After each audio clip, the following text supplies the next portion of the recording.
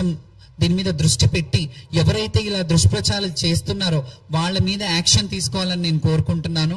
And ముఖ్యంగా ఇంకొక విషయం కూడా చెప్తాను. ఫస్ట్ ఆఫ్ ఆల్ ప్రభుత్వానికి ఒక సలహా ఇస్తున్నా నేను ఇప్పుడు. గతంలో ఎన్టీఆర్ గారు 3:30 గంటలకు వచ్చి హారతి, ఎర్లీ మార్నింగ్ 3:30, 4 o'clock వచ్చి హారతిలో పార్టిసిపేట్ చేసేవాళ్ళు.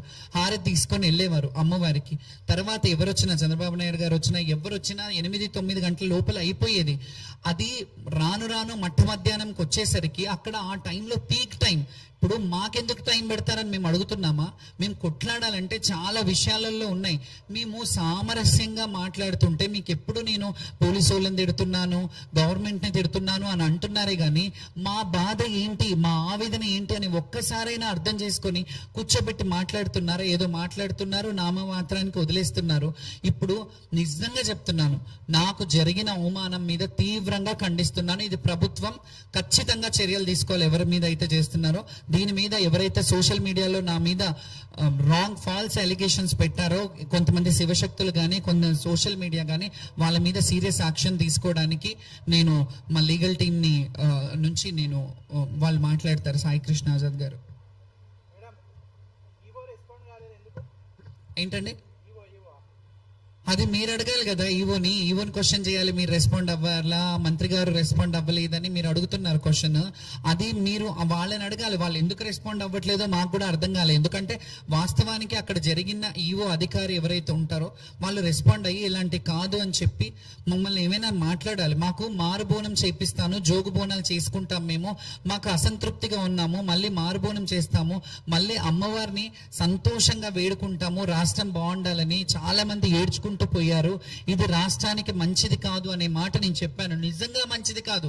ఎందుకంటే మేము నిన్ననో మొన్ననో ఇట్లా పుట్టగొడుగులాగా పుట్టిన వాళ్ళం కాదు. మేము ఎన్నో ఏళ్ళుగా మా జీవితాన్ని దీనికే అంకితం చేసిన వాళ్ళం కాబట్టి మా నోటి నుంచి ఏదన్నా అంటే అది మంచిది కాదు అనే మాట అనడంలో తప్పేముంది? మీరు సరి చూసుకోండి, మీరు చేసిన తప్పిదాలు సరి చూసుకోండి అని అన్నాను. నేను ఎక్కడ ప్రభుత్వాన్ని ఇది చేయలేదు కదా. మీరు ఎందుకు దాన్ని రాంగ్ గా పోర్ట్రే తీసుకుంటున్నారు, రాంగ్ గా ఇచ్చేస్తున్నారు? వాళ్ళు సంజాయిషి ఇవ్వాలి. అలాగే మారుబోనం కూడా జోగినీళ్ళ బోనాలు చేపిస్తానని అన్నారు. దాని మీద కూడా ఇప్పటి వరకు అయితే మాట్లాడలేదు. ఎందుకంటే వాళ్ళు ఏమైనా హామీ ఇస్తే బాగుండేది. జస్ట్ మంత్రి గారు వచ్చారు, చెప్పేశారు, వెళ్ళిపోయారు. ఈ సోషల్ మీడియాలో ఇలాంటివన్నీ జరిగాయి. దీన్ని అన్నిటికీ ఖండించాల్సింది ప్రభుత్వమే. ఇక నేను వదిలేస్తున్నాను. ఎందుకంటే నా మీద ఎన్ని వార్తలు రాసుకుంటున్నారు, ఎన్ని చేసుకుంటున్నారు. కొంతమంది మాత్రం చేశారు సోషల్ మీడియా, అందరూ అనట్లేదు. నిజంగా కొంతమంది సోషల్ మీడియా వాళ్ళు అక్కడ ఉన్న ప్రతి ఒక్కరిని, ప్రతి మహిళలని, అక్కడున్న చిన్న బిడ్డలని కానీ చాలా మంది ఓవర్సీస్ నుంచి వచ్చి, బయట దేశాల నుంచి వచ్చి బోనం తీసుకుంటుంటే ఈసారి వరస్ట్ ఉందంట అని చెప్పారు. వాళ్ళందరినీ కొన్నారు అనే మాట మాట్లాడారు కదా. వాళ్ళందరూ కావాలని చేశారా? కింద బోనం పడిపోయింది, నాకు బిడ్డ పుడితే నేను బోనం తెస్తాను అని చెప్పిన వాళ్ళు యాక్టింగ్ చేశారా? వాళ్ళు యాక్టింగ్ చేస్తున్నట్ట. ప్రపంచంలో దేశంలో మన రాష్ట్రంలో ఇన్ని సమస్యలు ఉన్నాయి వదిలేసి శ్యామల పడిపోయింది, స్పృహ తప్పింది, డ్రామానా అని అంటే మా బాధ మాకు తెలుసు. ఇన్నేళ్ళు సంపాదించుకున్న ఈ అస్తిత్వాన్ని మేము రోడ్డు మీద పడేసుకోవాలని ఎప్పుడు అనుకోము. కొంచెమైనా మాకు సంస్కారం ఉంది, సిగ్గుండాలి అలాంటి మాటలు మాట్లాడే వాళ్ళకి. ఎందుకంటే ఇన్నేళ్ల కష్టాన్ని, ఇన్నేళ్ల జీవితాన్ని ఒక రోడ్డు పాలు అవుతుందని ఎట్లా అనుకుంటున్నారు? నేను అలా చేసుకుంటానని. నేను కింద పడితే డ్రామా ఎట్లయితే, కింద పడడం వల్ల నాకు వచ్చే లాభం ఏంటి? నాకు నష్టమే కదా. నాకు అభిమానులు ఎవరైతే ఉన్నారో వాళ్ళందరూ ఎంత బాధపడ్డారు. 2,60,000 మంది నాకు ఫాలోవర్స్ ఉన్నారు ఇన్స్టాగ్రామ్ లో. ఆ 2,60,000 మంది నన్ను అడగరా? నా అభిమానులు కాదా? వాళ్ళకి ఆన్సర్ ఇచ్చుకోవాల్సిన అవసరం ఉండదా? మీరు ఏది పడితే అది మాట్లాడేస్తే, ఏది పడితే ఇదిలో కొంతమంది సోషల్ మీడియాలో భక్తుల దగ్గరికి వెళ్ళి ఎలాంటి ఇబ్బందులు జరిగాయో అవన్నీ కళ్ళకు కట్టినట్టు చూపించారు.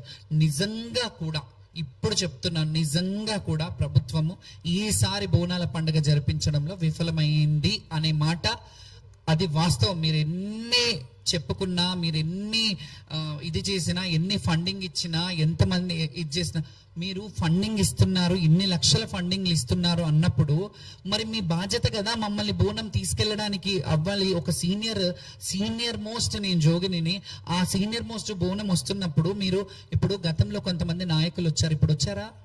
కానీ ఆ నాయకులు ఉన్నప్పుడు నేనున్నాను, ఇప్పుడు నేనున్నాను, రేపు కంఠంలో ప్రాణం ఉన్నంత వరకు, మా ఊపిరి ఉన్నంత వరకు ఈ ఈ బోనాల కల్చర్ని రిప్రజెంట్ చేస్తూనే ఉంటాము. అది ఎవరు ఉన్నా ప్రభుత్వంలో, నేను ముందు కూడా చెప్పాను, ప్రభుత్వంలో ఈ రోజు ఉంటారు, రేపు ఉండరు, 4 ఏళ్ళు 5 ఏళ్ళు 10 ఏళ్ళు ఉంటారు, తర్వాత వేరే వాళ్ళు ఉంటారు. కానీ మీ ఉనికిని కోల్పోవద్దు. మీరు ఎప్పుడు కూడా మా ఆడపడుచులని, మా శివశక్తులని, మా జోగినీల ఆశీర్వాదంతో మీరు ముందుకెళ్ళాలి. అప్పుడు ఇంకా బాగుంటది, మన రాష్ట్రం బాగుంటది, సకాలంలో వర్షాలు పడతాయి, పంటలు పండుతాయి, బిడ్డ పాపలు మంచిగా ఉంటారు. మేము ఎప్పుడు వాళ్ళ దీవెనార్థి. మేము బోనం చేసేది ఎవరి కోసం పుణ్యం? మేము బోనం చేస్తే మేము చేసేది ఎవరి కోసం? మీరు చేసుకునేది మీ బిడ్డల కోసం, మీ మొగుడు పెళ్ళాలు వాళ్ళ కోసం, మీ ఫ్యామిలీ కోసం. మేము చేసేది రాష్ట్రం బాగుండాలని మాత్రమే, ఇంకేది ఉండదు మాకు. మేమేదో ఎన్ని సంవత్సరాలు బ్రతుకుతారండి? ఎన్ని రోజుల జీవితాన్ని అనుభవిస్తాం? ఆల్రెడీ సగం జీవితాన్ని అనుభవించేశాను. నాకేంటి ఫ్రీ పబ్లిసిటీ అవసరమో? నేను జనాలలోకి వెళ్తే వేలాది మంది నన్ను ముట్టుకుంటే చాలు. బోనాల పండుగలో ఈ సందర్భంగా చెప్పొద్దు అనుకున్నాను, కానీ చెప్తున్నాను. నేను నడుస్తే నా కాళ్ళ కింద మట్టి కూడా తీసుకొని బొట్టు పెట్టుకున్న వాళ్ళు ఉండారండి. అది నేను సంపాదించుకున్న అస్తిత్వం. నా గర్వంగా ఉంది నాకు ఈ రోజు తెలంగాణలో ఆడబిడ్డగా, జోగినిగా పుట్టినందుకు. నేనేం రిగ్రెట్ ఫీల్ అవ్వట్లేదు, ఎందుకో భిక్షం అడగట్లేదు నేను ఎవరిని, ప్రభుత్వాన్ని బిచ్చం ఏమని అడగట్లేదు నేను, లేకపోతే వేరే వాళ్ళని. నన్ను నమ్ముకున్న వాళ్ళు, నన్ను ఇంటికి పిలుచుకొని ఎవరైతే నాకు అన్నం పెడుతున్నారో చూడండి, ఆ ప్రతి గడప చల్లగా ఉండాలి. ఆ ప్రతి గడపకు, ఎందుకంటే మాతో బోనాలు చేపించుకునే వాళ్ళు ఉంటారు, అయ్యో శ్యామల బోనం పడిపోయిందంట కదా, నీది ఏందట్లా అని. వాళ్ళకు కూడా తెలియని ఒక భయాందోళన క్రియేట్ చేశారు ఈ సోషల్ మీడియా వాళ్ళు. బోనం పడిపోయిందంట, బోనం పడిపోయిందని మీరు లాంగ్ గా ఎట్లా ప్రొజెక్ట్ చేస్తారు? నేను మంచిగా తీసుకెళ్ళిన బోనం. కానీ మళ్ళీ చెప్తున్నాను, నేను ఆటపాటలతో వెళ్ళలేదు, వాయిద్యాలను మధ్యలో ఆపేశారు, మా పిల్లల్ని మధ్యలో ఆపేశారు, బోనం అది ఒడిబియ్యం మధ్యలో డిస్టర్బ్ అయిపోయింది, మేము డిస్టర్బ్ అయిపోయాము. 4 చోట్ల ఆడుతుంటే బ్యారికేడ్లు చేసి తాడులు లేపి ఇట్లా చేశారు. ఇంకొకటి, నేను ఒక్కదాన్ని అని అంటే వేరు, సరే నా బిహాఫ్ కొంతమంది మాట్లాడారు కదా.